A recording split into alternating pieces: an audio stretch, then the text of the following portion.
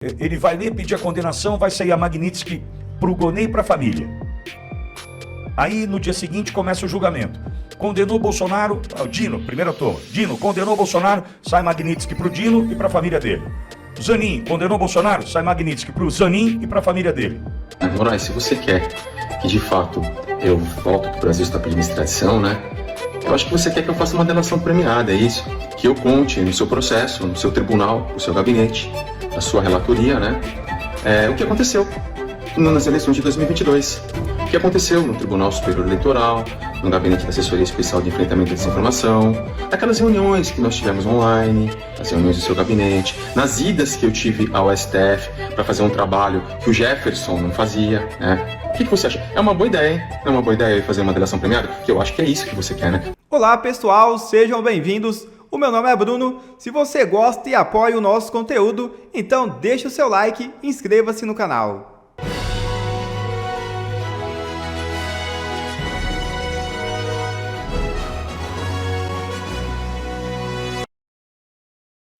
Julgamento de Bolsonaro.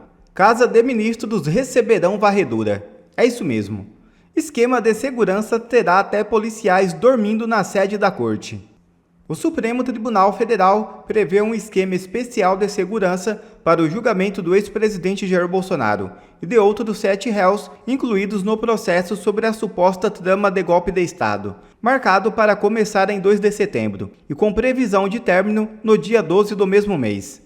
O plano, cujos detalhes estão em discussão entre o STF e a Secretaria de Segurança Pública do Distrito Federal, prevê varreduras nas residências dos ministros, restrição de acesso à Praça dos Três Poderes e até policiamento reforçado dentro da sede da corte, onde agentes devem permanecer em regime integral, dormindo no prédio.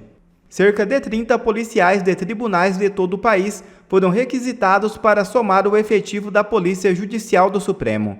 Eles já estão na sede da corte em Brasília, onde foi improvisado um dormitório com beliches para permanência 24 horas por dia.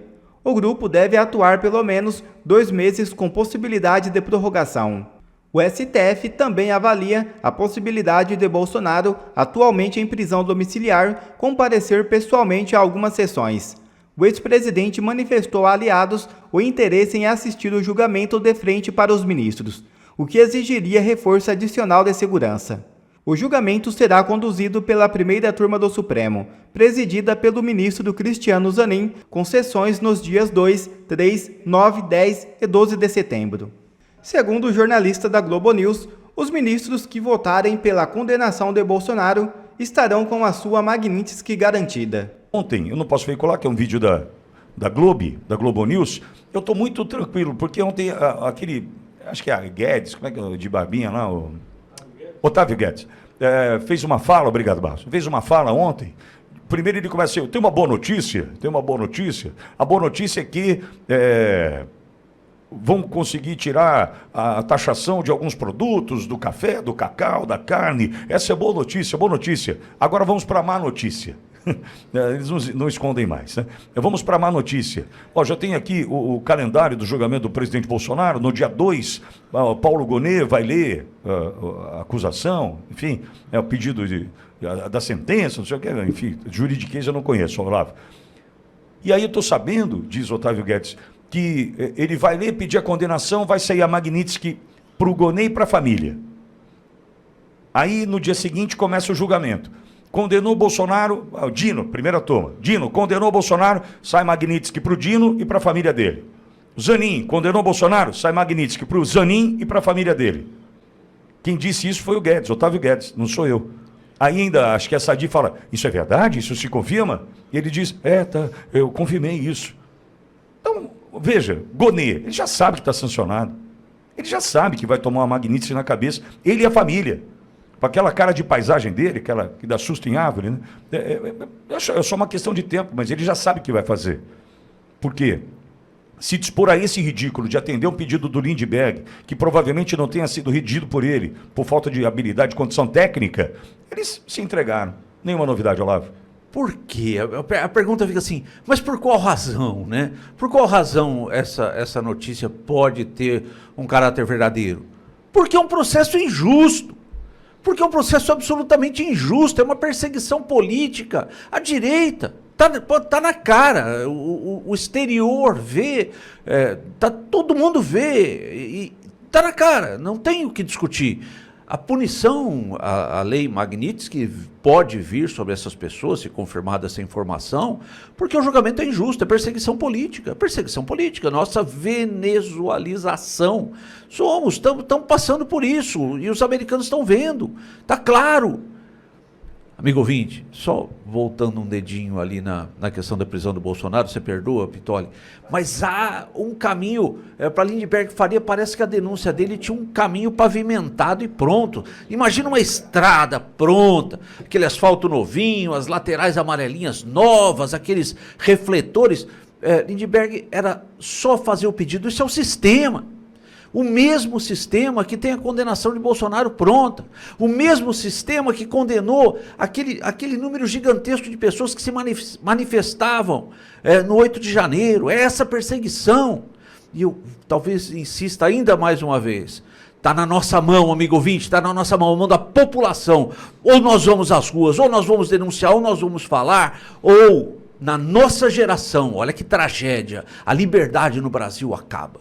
Silvio, essa fala do Guedes da Globo News, segundo ele confirmado, mostra que, de fato, enquanto estes poderosos, falo de Alexandre de Moraes, do próprio Gonê, o sancionado Lewandowski agora, estiverem com as canetas prontas para estragar vidas, destruir famílias, a gente está em maus lençóis. Por quê? Paulo Gonê já sabe, é a visão da forca, entre aspas, é claro, é a visão da forca, que muda um homem. Nesse caso ele sabe, já fui pro saco, já era, você sancionado, vai ter Magnitsky, enfim.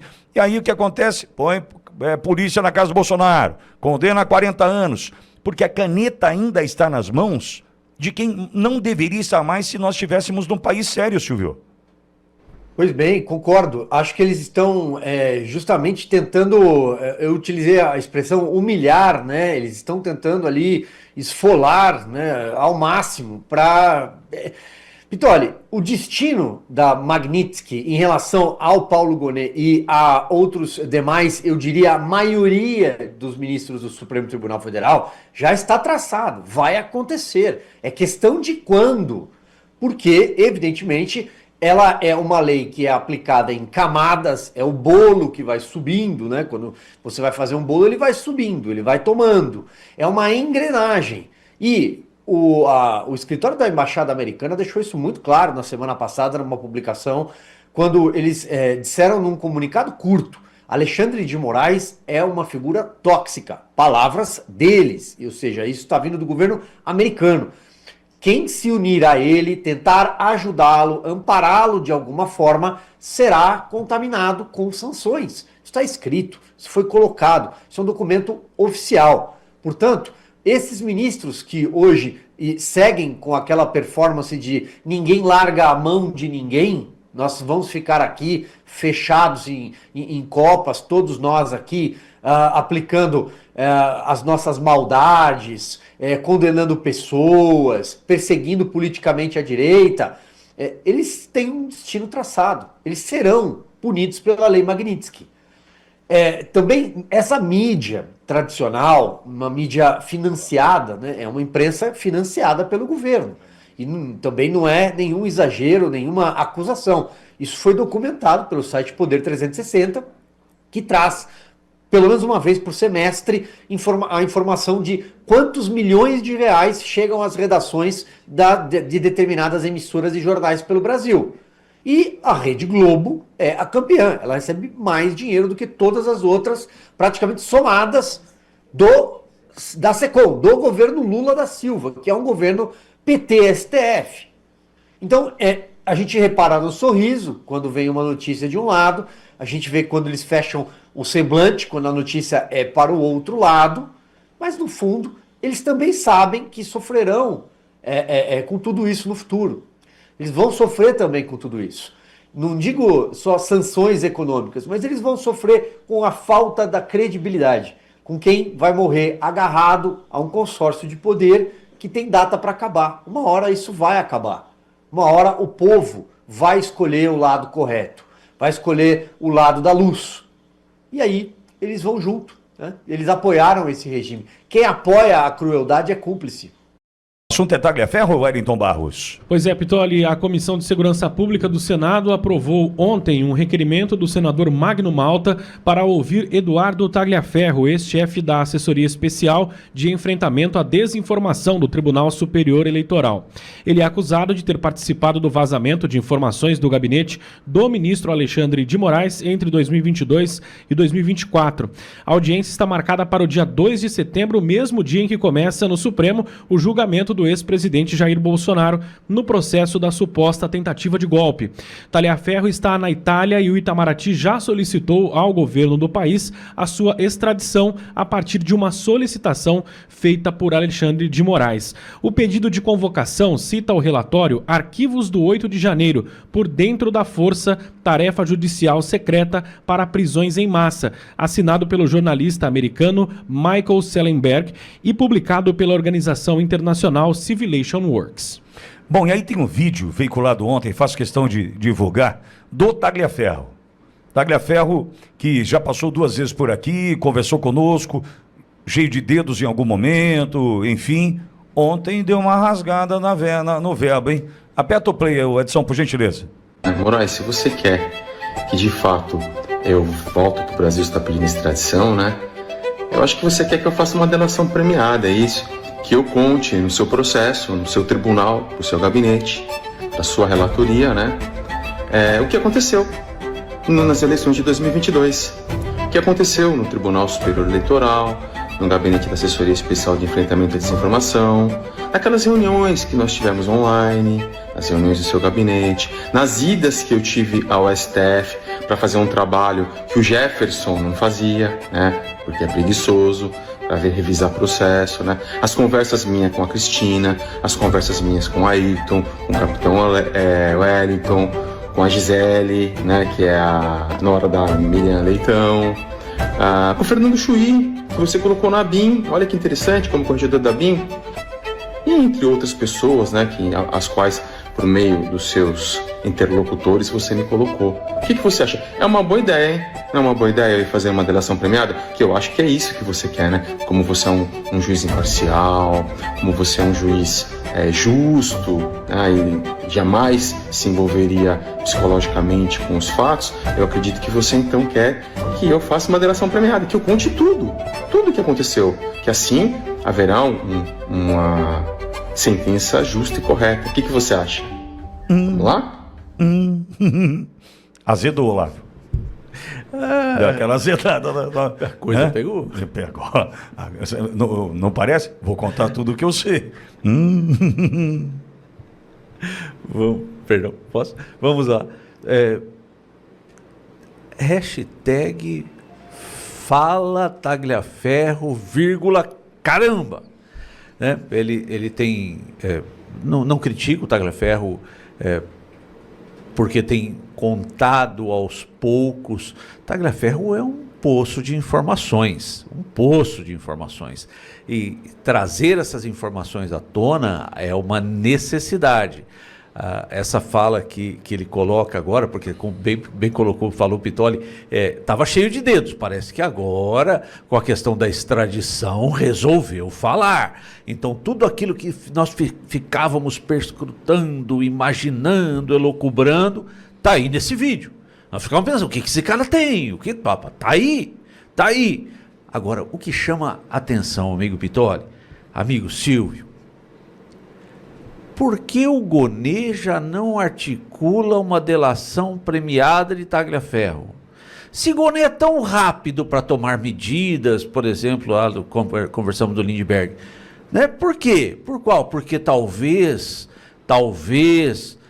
esse juiz a quem ele se refere não seja tão imparcial assim, tem arvorado para si a acusação, tirou a investigação da Polícia Federal, pegou para si, tirou a acusação do Ministério Público, pegou para si, conduziu processos que ele não poderia conduzir.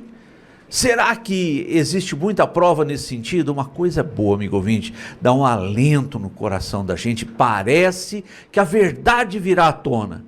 Sabe, algumas vezes nós vimos o protagonismo desse ministro tomando a frente, né? Falando, exacerbando, distorcendo o direito, a conta parece que está chegando. Eu também acho. Silvio, Tagliaferro, pelo jeito, decidiu, depois do pedido da tal extradição sem nenhum amparo juridicamente legal, acho que decidiu abrir a boca de vez, hein, Silvio?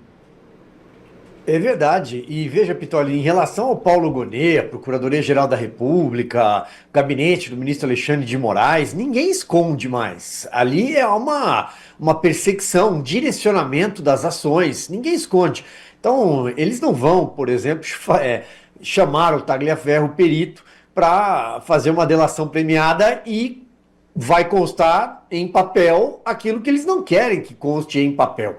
A delação do Mauro Cid, o coronel delator, e tudo, né, todo esse roteiro de golpe, de farsa de golpe, foi construído, inclusive passando pela fase de interrogatórios, o conjunto probatório nulo, mas tudo foi construído em cima do que o Mauro Cid falou. O Mauro Cid foi 11 vezes à Polícia Federal, 9 foram aproveitadas, né? 9 oitivas foram aproveitadas. E ele deixou claro em informações que a própria revista Veja trouxe numa capa de que foi coagido, de que o roteiro já estava todo montado, ele só tinha que ir concordando. E quando não concordasse, provavelmente ele era chamado. Foi fragmentada a delação dele. O Luiz Fux, ministro desta primeira turma, talvez o único a apresentar divergências até agora, e que pode ter um voto diferente, o ministro Luiz Fux disse isso claramente, abertamente. Estranho uma delação sendo feita dessa forma. Quer dizer, então, que ele era chamado para retificar determinado ponto, adicionar alguma coisa, chegava um caso novo, já não é mais carteirinha de vacina, agora já estamos falando de joias, amanhã nós estamos falando de golpe, do que nós estamos, o que está acontecendo aqui? Então esse é um ponto. Concordo que esta fala do Tagliaferro talvez tenha sido a mais forte, a mais firme e assertiva de todas as entrevistas que ele deu para vários veículos de comunicação, de tudo que ele já narrou que acontecia naquele gabinete clandestino, o gabinete clandestino das eleições de 2022, que direcionou boa parte dessa perseguição, né, que hoje a gente está assistindo o julgamento, mas tudo começou lá atrás. Ele deu nomes, aliás, tem um dado momento que ele cita uma senhora como nora da Miriam Leitão, salvo engano, nesse áudio que foi citado. Então, ou seja, ele dá nomes, ele fala de reuniões online e fala de fazer o trabalho que o Jefferson não faria. Quem é Jefferson? Exato. Essa audiência, a convocação dessa audiência, ela vem no momento certo. E não porque o presidente Jair Bolsonaro estará sendo julgado, um jogo de cartas marcadas na semana que vem, mas porque o Tagliaferro agora, ele tem o dever, inclusive pela bandeira que ele está dizendo que defende, que é a bandeira da liberdade, a bandeira contra a censura, a bandeira da defesa da verdade. Então agora ele tem o dever de falar a autoridades, a deputados eleitos, tudo isso que ele disse no vídeo, com mais detalhes. Dê as informações, né, corretas. Acho que é muito oportuna essa audiência. Eu acho que essa história do Magno Malta ter convidado e convocado, não sei qual termo foi utilizado aí, o Tagliaferro, abre outras possibilidades, concordo com o Silvio. Eu falei Câmara, né, de Deputados, agora desculpa, é Senado, né? Não foi o Magno. Não, nem tinha percebido, Silvio. Não foi por isso, não. Mas abre outras possibilidades. Inclusive de dar voz ao Tagliaferro, que encontra dificuldades para reverberar no Brasil. O Vaza Toga não reverbera. Globo não mostra, Estadão não mostra. A Folha começou e se acovardou. A Folha se acovardou. Por quê? Porque se em agosto do ano passado... Exatamente nesse período ali, perto de 15 de agosto do ano passado, que eu me lembro que eu estava indo para Brasília na audiência no Senado e o Vaza Toga, ouvindo o Oeste Sem Filtro e aquele absurdo do usar a criatividade. Eu me lembro perfeitamente, 15 de agosto. Né? E aí eu me pergunto, por que não ouvir?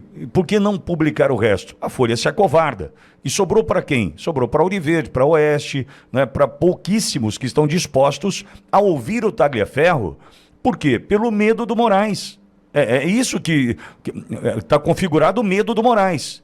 A Folha se acovardar Ou é o Pix vai parar de chegar, né, o dinheiro da Secom, ou é medo do Moraes. Agora, como retroceder diante de um vídeo como esse? O que ele diz, e aquele lá da corregedoria da ABIN, que o senhor indicou? Ele foi dando a letra de tudo o que aconteceu ao longo do processo eleitoral de 2022, e se a gente de fato estivesse num país sério, nós não estamos, nós sabemos, infelizmente, isso teria que ser apurado imediatamente. Opa, vem cá, Tagliaferro, o que você falou aí da BIM? O que você falou aí do servidor que não gostava de trabalhar? O que é isso aí? Você falou no seu... Tem que apurar. Não dá para a gente virar as costas para algo tão grave. Algo que culmina, segundo o Tagliaferro, e que fique claro aqui, Tagliaferro, na primeira conversa conosco, disse que ele não acredita, fala do Tagliaferro, em fraude na urna. Ele não acredita em fraude na urna. Olha que ponto chegamos, um cara de TI, mas ele disse, mas houve interferência que alterou o resultado. Opa! É alguém que trabalhou, ex-assessor, trabalhou direto, era o chefe do não sei o que lá, da repimboca da parafuseta da desinformação. Traz o cara. Traz o cara. Agora, Gonê vai chamar? Atolado até a tampa com o Moraes? Compromissado até a tampa com o Moraes? É óbvio que não. Então, parabéns ao senador Magno Malta pela iniciativa.